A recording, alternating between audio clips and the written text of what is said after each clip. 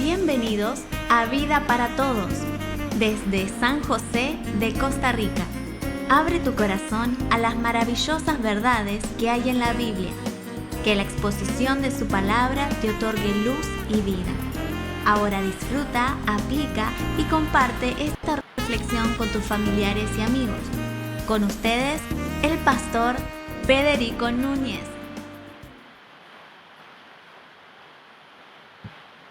Muy buenas tardes, queridos amigos, que el Señor les bendiga, gracias por acompañarnos en esta hora, en este espacio de Vida para Todos. Muy bienvenidos a esta tarde de palabra, a esta tarde de bendición, a esta tarde donde fluye el río de Dios para su vida a través de la poderosa palabra de Dios. Damos gracias a Dios por aquellos que nos acompañan a diario, gracias por aquellos que siempre están allí acompañándonos. Hoy queremos saludar a esos amigos que nos miran a través de nuestro Facebook Live, ¿sí? Nuestro Facebook Live aquí a las 6 de la tarde, 6 p.m., hora de Centroamérica, ¿sí? Saludamos a todos los amigos de Argentina, de Paraguay, de Bolivia, de Chile, de España, a todos los que nos están viendo, le mandamos un cariñoso y gran saludo.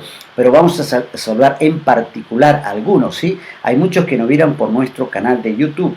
YouTube, ¿sí? Allí usted puede ingresar a nuestro canal de YouTube, Vida para Todos, Federico Núñez, así se llama el canal de YouTube, Vida para Todos, Federico Núñez, ¿sí? Y también aquellos que ingresan a través de nuestra página web www.proyectocostarrica.com. Saludamos entonces a algunas personas que ya están conectándose, pero vamos a saludar a los que estuvieron conectados en el día de ayer.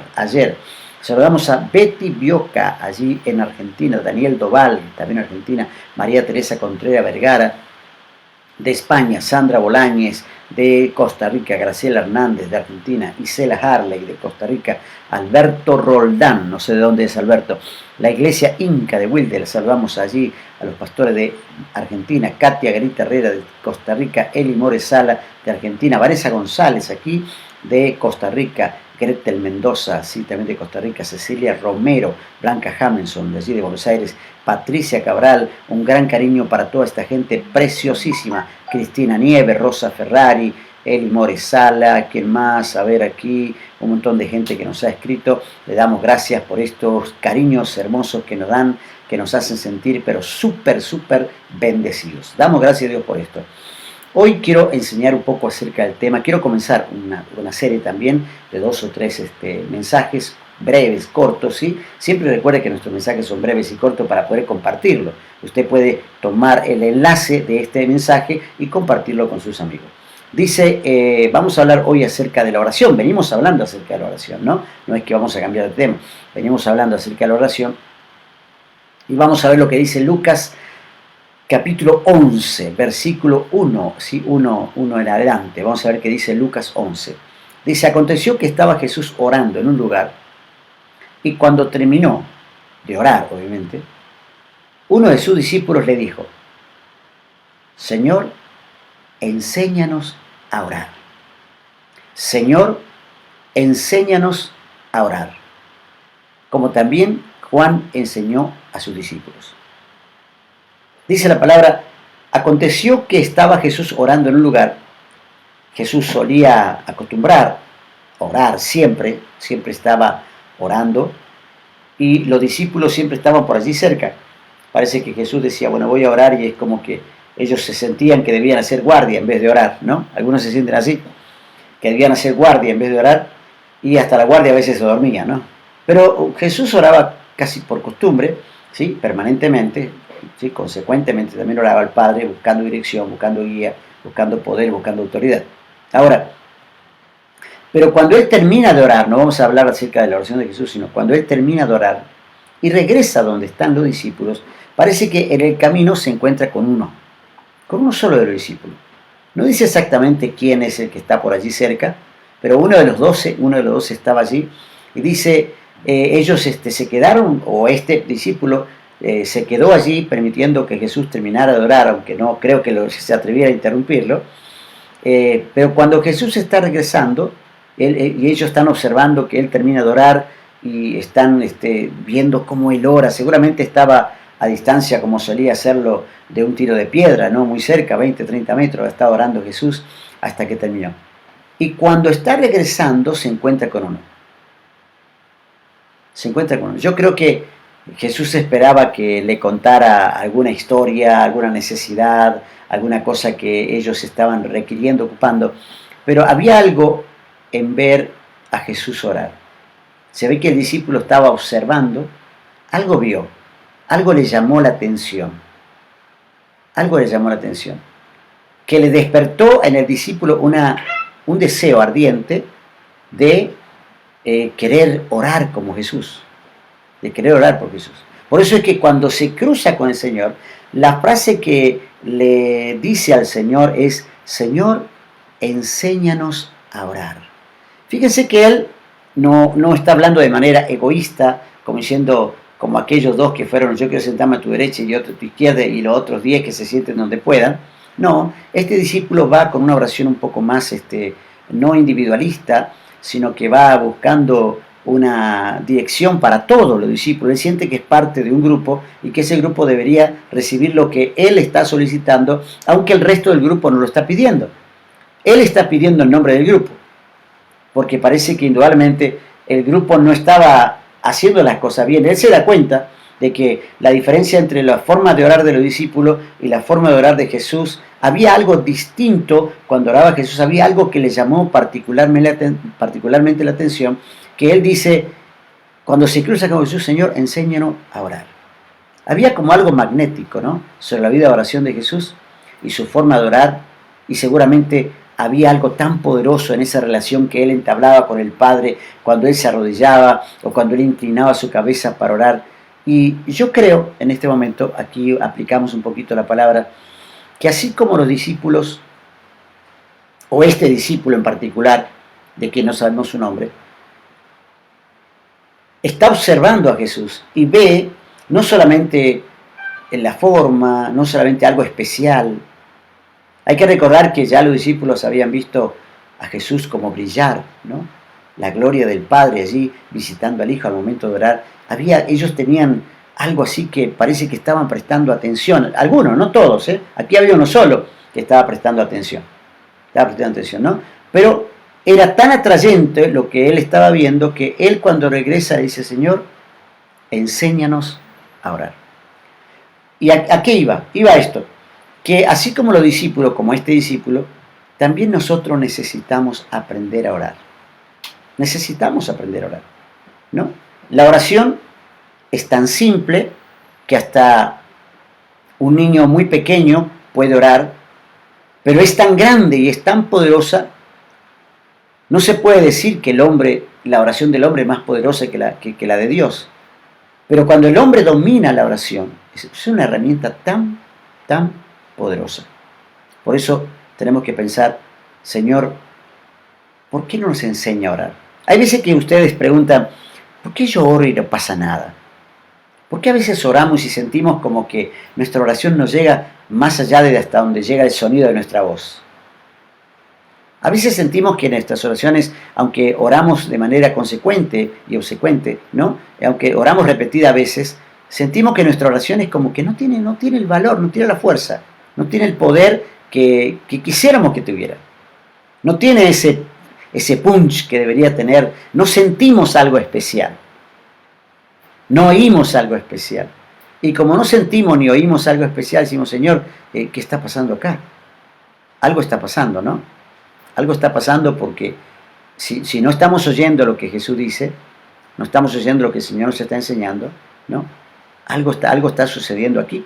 Entonces tenemos que decir: Señor, enséñanos. Creo que tenemos que venir otra vez con la humildad, la vocación, la dedicación, la simpleza de este discípulo que vino a Jesús y le dijo: Señor, enséñanos a orar. Alguno dirá acerca de este punto: pero si yo sé orar es decir palabras, orar es hablar con Dios, hablando de la definición de la palabra orar o oración. Pero yo creo que es mucho más que eso. Había algo, ¿no? Porque los discípulos oraban, no es que los discípulos no oraban, ¿no? Yo creo que ese discípulo que estaba solicitando, haciendo esta solicitud respecto de enséñanos a orar como Juan enseñó a su discípulo. Parece que Juan también había hecho como docencia con los discípulos y ahora los discípulos de Jesús estaban esperando que Jesús hiciera docencia con ellos. Pero a veces oramos y esperamos que se cumplan, lo digo, ¿no? Es en la oración y es a través de la oración y es por medio de la oración que las promesas de la palabra concretan su cumplimiento dentro de este espacio de tiempo llamado gracia. El reino, su venida, su gloria, su revelación, su manifestación, todo lo recibimos a través de la oración. Fíjense que Jesús no le daba clase de homilética, ni tampoco de hermenéutica a sus discípulos. Ningún discípulo dijo, Señor, enséñanos a poner la mano sobre los enfermos, aunque ellos vieron que Jesús hacía esto repetidas veces, todos los días, no una vez a la semana. No había un culto con Jesús, no había un culto cada domingo, ¿no? Con Jesús había un culto, desde que Jesús llegó a la tierra y comenzó su ministerio a la edad de 30 años, él tuvo, cuando comenzó su iglesia, vamos a decirlo de esta manera, ¿no? Una manera un poco más contemporaneizada, cuando él comenzó su iglesia, comenzó un culto que duró 33 años, hasta que murió, ininterrumpidamente, él tenía un culto, así que los discípulos no podían decir, hoy estoy cansado, hoy no voy, hoy llueve, hoy hace frío, hoy hace calor. Ellos estaban ahí viendo cada día algo distinto, había algo diferente cada día, cuando sanaba un leproso, cuando tocaba un ciego, cuando escupía en el suelo, y hacía barro y tocaba, ponían los ojos de un ciego y el ciego recibía la vista, cuando él tocaba a una persona, cuando alguien lo tocaba a él, cuando alguien se sanaba por estar al lado de él, cuando él tocaba un leproso en el camino, cuando tocaba ciegos en el camino, paralíticos, cojos, cuando él levantaba a los muertos. Los discípulos estaban asombradísimos, era una cosa que decía, que mañana se repita, mañana tengamos algo nuevo, ¿no? Era esperar algo nuevo tiene que pasar mañana. Y yo creo que el discípulo estaba pensando en su cabeza, algo tiene que tener ese hombre ahí, cuando va, ahí yo lo veo ahí orar, parece tan simple, pero algo hace él, algo dice, algo está pasando en la oración, que yo quiero que nos enseñe, y yo también y mis compañeros queremos saber de qué se trata. ¿Cómo es el tema de la oración? Enséñanos a orar. A veces nosotros pensamos que orar, como dije, es simplemente tomar tiempo de hablar con Dios, de decir algunas cosas, de tomar algunas palabras, de decir algunas frases bonitas, ¿no? No está mal, o sea, no es que esté mal hablar con el Señor, justamente orar es hablar con Dios. Es hablar con Dios, no es monólogo, ¿no? No es monólogo. Es un privilegio que tenemos nosotros de hablar con un ser invisible, de hablar con un ser invisible, con un Dios eterno, con un Dios creador, al que no vemos, pero que sabemos que lo hizo, creemos que lo hizo todo, y estamos hablando con el Todopoderoso, tenemos acceso directo al trono del Padre a través de la oración. Me gusta lo que dice Apocalipsis capítulo 20, donde dice que los 24 ancianos derraman sus copas, dice, llenas de incienso, que son las oraciones del santo, la derraman delante del trono del Cordero. Es decir, las oraciones llegan. Pero ¿qué oraciones son las que llegan? ¿Cuáles son las oraciones que llegan? Por eso yo creo que el discípulo está diciendo, cuando él ora pasa algo, porque él se levanta de ahí y va y toca a un ciego y el ciego se sana. Él toca a un mudo y el mudo recibe la voz. Él toca a un niño endemoniado y el niño se libera. Entonces, algo tiene que tener, porque nosotros oramos y queremos hacer lo mismo, no pasa nada. Enséñanos a orar. Enséñanos la humildad. Yo creo que primero que nada está la humildad. Porque como dije, la oración es muy simple. Hasta un niño puede orar. Y digo más, los niños oran. Y oran con una simpleza tan linda y tan hermosa, ¿no? Pero como dije también, los discípulos, este discípulo no dijo, Señor, enséñanos a ministrar. Enséñanos a adorar. enséñanos a alabar, enséñanos a predicar, enséñanos a profetizar. No, ninguna de estas cosas, a las cuales a veces le ponemos mucho énfasis. Pero el énfasis aquí está puesto en esta frase: Señor, enséñanos a orar. Yo pienso que en este momento tenemos que pensar: Señor, yo sé orar. Solamente sabemos si sabemos orar cuando Dios responde nuestras oraciones o cuando Dios nos usa a través de las oraciones. Jesús oraba cada día porque al día siguiente, cada tarde y noche, porque al día siguiente él tenía que responder a tanta necesidad, tenía que responder tantas preguntas, a tantas trampas que le tendían, y de cada una de ellas tenía que salir. Él necesitaba orar, necesitaba sabiduría, necesitaba poder, necesitaba autoridad, necesitaba dirección. Él tenía que orar. Los discípulos no sabían lo que él decía o lo que él hacía cuando él estaba ahí a tiro de piedra, ¿no? 20, 30 metros orando. Ellos no sabían lo que pasaba. Pero había algo magnético, ¿no? Algo había que el discípulo, cuando Jesús viene llegando, dice: Señor, enséñanos a orar. No le están diciendo tampoco a Jesús: Señor, enséñanos cómo conseguir el poder, porque a veces vamos tras el poder, ¿no? Vamos tras el poder. Por eso es que Jesús, cuando le va a contestar, Él le va a enseñar la oración, ese patrón que llamamos la oración modelo, que es el Padre Nuestro. Pero ellos no estaban buscando poder, autoridad, sino que enséñanos a orar. Más directamente la petición no fue para aprender, porque uno hablar sabe hablar, aprender cómo orar, sino a orar, no cómo orar. Enséñanos a orar, le dice, ¿no? No cómo. Ellos sabían que tenían que hacerlo de rodilla, con la cabeza inclinada, como acostumbraban los judíos, o con las manos levantadas, como también lo hacían los judíos. Pero la mayor dificultad de ello estaba en el dominio, no de la técnica, sino del enfoque específico de la oración. ¿Cuál era el enfoque? ¿Qué es lo que pasaba cuando Jesús estaba ahí con el Padre? Y esto es lo que puede ser bueno y útil, ¿no?